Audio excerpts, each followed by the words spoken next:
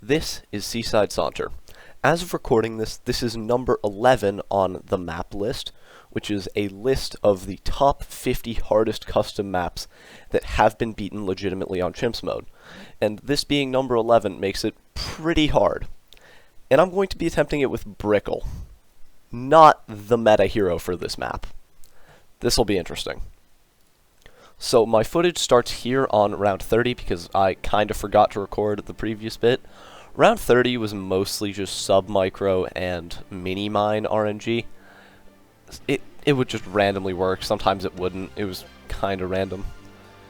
31 was also pretty annoying, but overall, this early game wasn't the worst thing I've played. Probably better than most of the other early games on map list.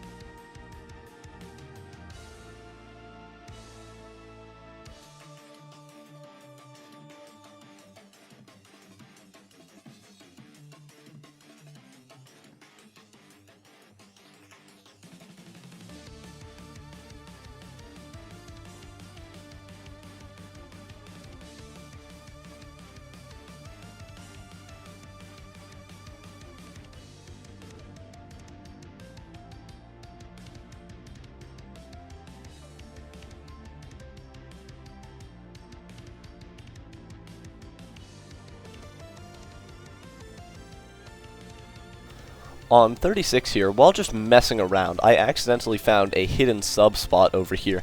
That sub spot is not intentional at all, like, not at all intentional. You're not supposed to be able to place that sub there. You can even fit a boat there, but I didn't really want to. I just preferred to have a sub there. Having a sub made this round and 43 specifically way easier. And I'm kind of glad that I accidentally found it. Thanks, Auto Nudge. I appreciate it. I had to time when I buy intel here on 37 because I couldn't beat the first part of the round with intel, and I couldn't beat the last part of the round without intel, which is kind of weird. Here I get the destroyer, which is going to be, or which I'm going to build into the carrier flagship, which is like the only way to beat maps like this, because you have very limited land space and you ideally would get more land space. So yeah, flagship is just easily the best way to beat these, and flagship is also just probably the strongest tier 5 for map list, just because of how well it works. 40 is pretty easy.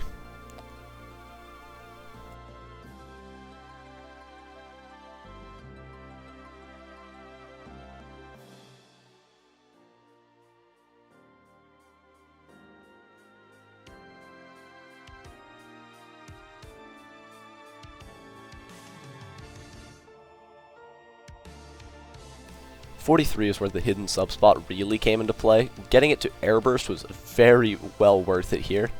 It just barely made the round possible anyway, and it was very cool. Oh yeah, I also get sharpshooter there on the right side. Sharpshooter is actually surprisingly good in Geraldo-less map list runs, because it deals with ceramics pretty well, and it can also deal with a lot of early game camos until you get carrier flagship pretty well.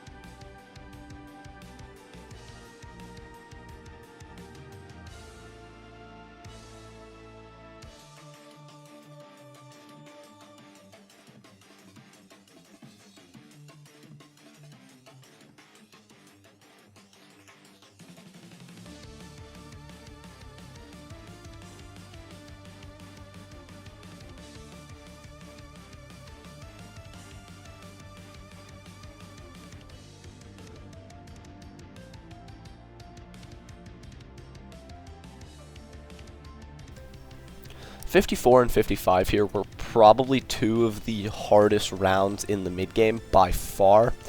They took a lot of gambling with carrier flagship, or not flagship, but aircraft carrier. It took a while to get these rounds to work. Like, even when it does work, it gets stupidly close to not working, and if the planes were in a slightly different spot, it would not have worked. Here on 55, I get a base glue gunner. I'm gonna turn that guy into a Moab glue later anyway, so might as well get him now. He's really, really cheap and won't affect my money later on. I did the math. So, so yeah, buying that glue gunner does not hurt me at all.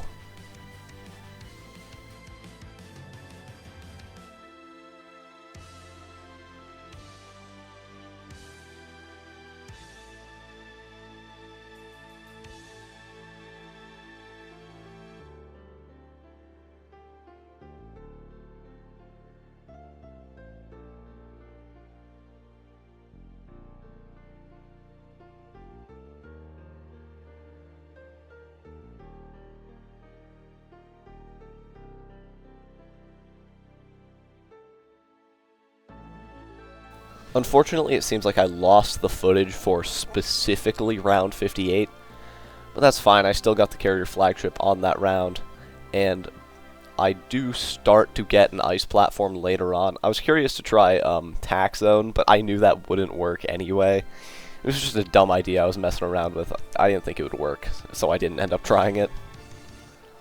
But yeah, I do end up getting an ice platform on the top platform later on. I almost nuked myself by placing my boat wrong, because for some reason on custom maps, you can't place things on the track when they're on a flagship platform. You can do that on normal in-game maps, but not on custom maps for some reason. Pretty weird.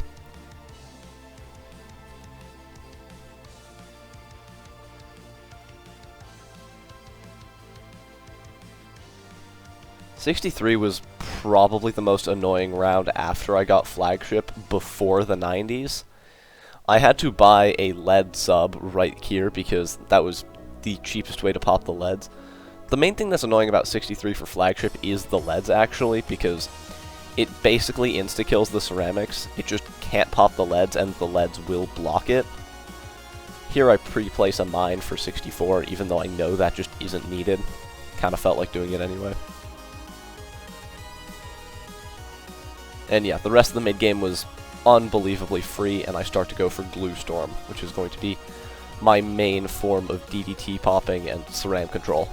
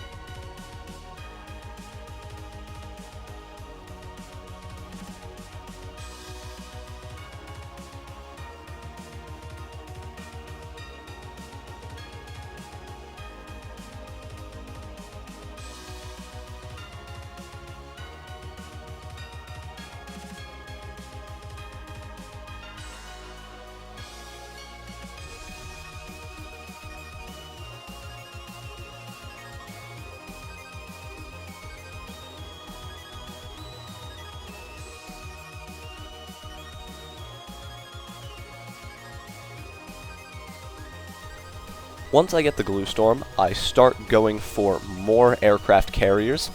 It's actually better to go camo on most of your aircraft carriers, but here I decided to go with one hotshot aircraft carrier, because I did want the main attack to be able to pop ceramics frozen by the Arctic wind so they're not blocking the flagship darts and stuff. Yeah, that ended up being a pretty good decision, as it being able to pop those frozen balloons clutched up a good few times.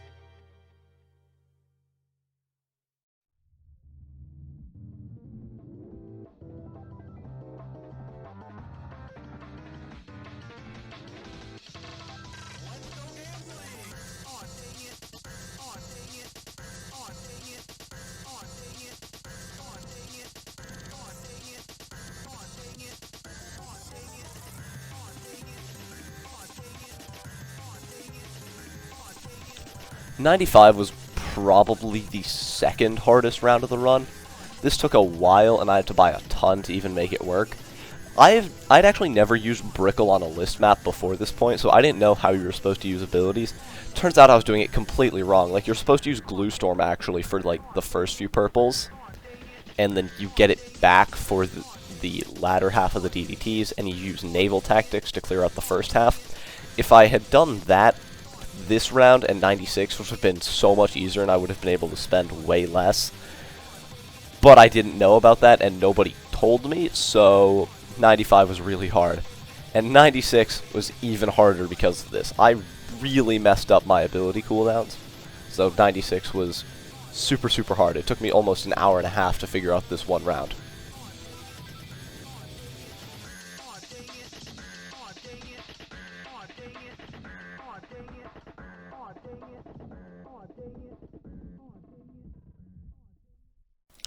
This round was mostly about timing abilities very, very well, and then also gambling with Carrier Flagship. The music in the background right now explains my feelings toward this run a lot. If you don't like the music, just mute it, I guess. I don't know.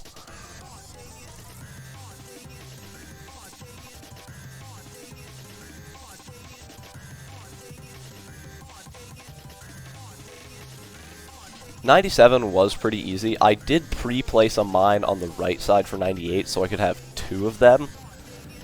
And I still had to do a little bit of aircraft carrier micro for this round to really work. I didn't want to use the Glue Storm here, but I felt like I had to, which made 98 a bit more annoying. Whoa. What happened here? Why did I go into the pause menu?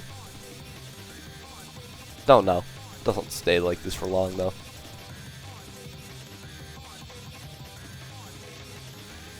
'98 was very tough, probably being the third hardest round of this run, behind 95 and 96. I had to buy a few more destroyers, not aircraft carriers, mostly because I wanted these guys for more efficient round 100 damage than aircraft carriers, as I figured round 100 would be a problem, but as I would later learn, it is not a problem. So yeah, 98 took ages, like almost an hour of just gambling with carrier planes and like a little bit of decent ability timing. I did almost beat the round with Glue Storm at a bad cooldown, so I had to reset, which was a bit annoying. I had to redo the round, even though I basically beat it. I did need Glue Storm for 99, though. It turns out my recordings for 99 and 100 got very, very laggy. I'm pretty sure it was just because there are so many things on screen that not even OBS could, like, record that at high FPS. It starts here. Like, it is super laggy, which is unfortunate. But as you can see, round 100 kinda got destroyed very quickly. Like, the bad popped before, like, the second bend. And the insides also died pretty quickly. Maybe I didn't need those destroyers. But, boom. With that, I had completed a Jerry-less completion of Seaside Saunter. This was very, very hard, and took almost 4 hours to do this entire run. I hope you guys enjoyed this video. Have a nice rest of your day, and goodbye.